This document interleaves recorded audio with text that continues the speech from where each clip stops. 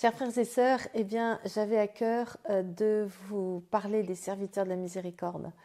Les serviteurs de la miséricorde sont nés en 2008 et grâce à l'évêque de l'époque, nous étions en Seine-et-Marne et Monseigneur Albert-Marie de Montléon a vraiment béni et encouragé cette œuvre dès le départ.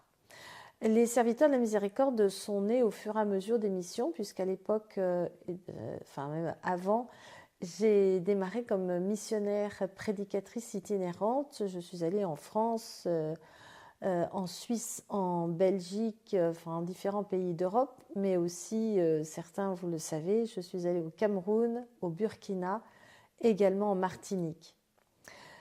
Voilà. Et donc c'est comme ça que les serviteurs de la miséricorde sont nés, c'est pour répondre à une demande, à la demande que bien, les personnes qui étaient touchées par les enseignements puissent continuer et ne pas rester seules. Et donc c'est ainsi que c'est un mouvement qui est né, et avec des personnes désireuses d'approfondir la miséricorde, de continuer et d'aller de l'avant, d'en vivre de la miséricorde et puis de la transmettre.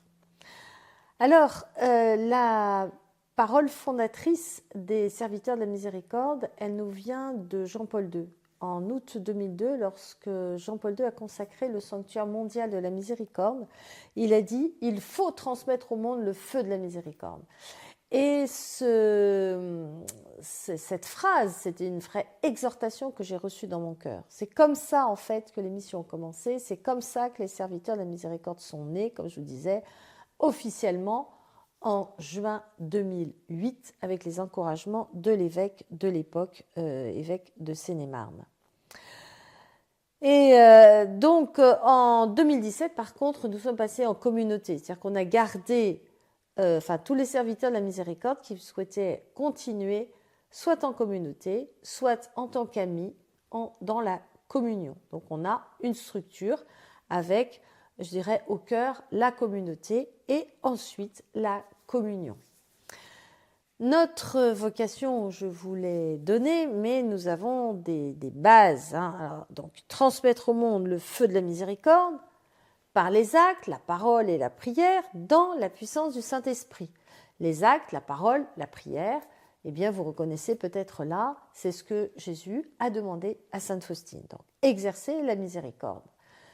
Et dans la puissance du Saint-Esprit, parce que nous sommes charismatiques et que nous vivons des dons spirituels. Les dons spirituels, ce sont des grâces que nous recevons du Saint-Esprit et qui concourent aussi à transmettre au monde le feu de la miséricorde. Voilà. Donc, nous avons des valeurs, nos valeurs fondamentales, eh bien, c'est l'adoration. Tu aimeras le Seigneur ton Dieu de tout ton cœur, toute ton âme, de tout ton esprit. Ça, c'est nous adorons, nous voulons nous centrer sur Dieu et sur la miséricorde. Ensuite, eh bien, c'est la communion fraternelle. C'est pour ça que, au sein des serviteurs de la miséricorde, nous nous retrouvons en fraternité, en petite fraternité, soit dans la communauté en fraternité miséricorde une semaine sur deux, pour louer le Seigneur ensemble, pour partager ensemble sur la miséricorde et pour prier. Et puis, nous avons dans la communion les fraternités apostoliques, avec également un temps de louange, un temps de partage à partir de l'évangile de Saint Luc et un temps de prière, et tout ça aussi, bien sûr, des temps d'entraide. L'évangélisation fait partie de la vie de la communauté. Comment transmettre la miséricorde si on ne va pas à la rencontre des gens, si on n'évangélise pas? Donc nous faisons de l'évangélisation de rue, mais aussi du porte-à-porte. On organise des veillées pour lesquelles on invite des gens que l'on rencontre, des gens que l'on ne connaît pas forcément, mais que l'on va inviter à participer. Nous sommes attentifs aussi à nous former, et à nous former régulièrement, que ce soit dans la vie spirituelle et dans la vie charismatique, parce que la puissance du Saint-Esprit nous aide à transmettre la miséricorde. Saint Jean-Paul II a dit, c'est l'Esprit Saint, l'Esprit de vérité qui nous conduit sur les voies de la miséricorde. Alors il nous conduit sur les voies de la miséricorde par le travail qu'il fait en nous, dans notre conscience, de nous montrer ce qui est de Dieu, ce qui n'est pas de Dieu, et il nous conduit intérieurement en nous invitant à être miséricordieux envers nos frères, hein, c'est l'Esprit Saint, puisque l'Esprit Saint, c'est l'amour, c'est une puissance divine d'amour. Donc l'Esprit Saint nous aide à avoir des relations paisibles avec notre prochain, hein. Il nous aide à manifester la miséricorde, à l'exercer en rendant service par exemple, mais aussi en annonçant Jésus sauveur, hein, qui guérit, qui libère, qui sauve, en priant pour les malades, en guérissant les malades, comme nous demande Jésus également, hein, en chassant les démons. Voilà, tout un ensemble de sujets qui rentrent dans l'évangélisation, qui est notre pilier, et la formation, un quatrième pilier. Le dernier, c'est le service. Je ne suis pas venu pour être servi, dit Jésus, mais pour servir. Hein. Eh bien, découvrir et mettre en œuvre nos talents, c'est l'objectif aussi, pour servir là où le Seigneur le souhaite, et comme le Seigneur le souhaite. Hein. Voilà, par les actes, la parole et la prière. Alors, nous avons Saint Jean-Paul II et Sainte Faustine, nos deux grands saints patrons, mais nous avons aussi Sainte Thérèse, qui est une patronne secondaire parce que c'est la sainte patronne des missions, Sainte Myriam de Jésus crucifié, qui pour l'Esprit Saint, et Saint Padre Pio.